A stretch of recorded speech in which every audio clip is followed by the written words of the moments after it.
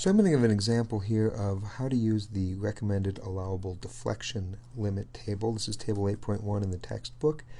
And you can see here we have a beam, and what we're looking at is the total deflection, the maximum deflection typically at the center line. So under a uniform load it would happen at the center line. But we're really curious about what's the maximum amount of load that this particular beam can be allowed to have.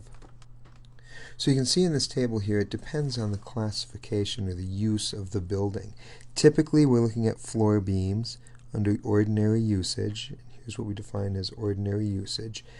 And the way this works is we do not allow the maximum deflection to exceed the span divided by 360 for live load, or the span divided by 240 for this.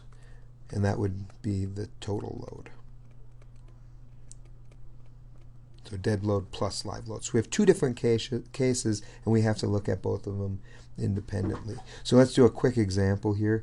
Let's say that we had the beam where L is equal to 20 feet. Typically deflections are measured in inches. So what we need to do is we need to convert that 20 feet to inches.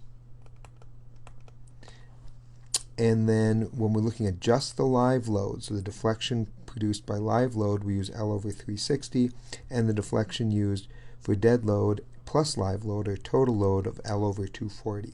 We allow a little bit more deflection over dead load and live load because the dead load deflection usually happens before the finishes are put on the building, and so then we can they get worked out when you finally put the finishes on.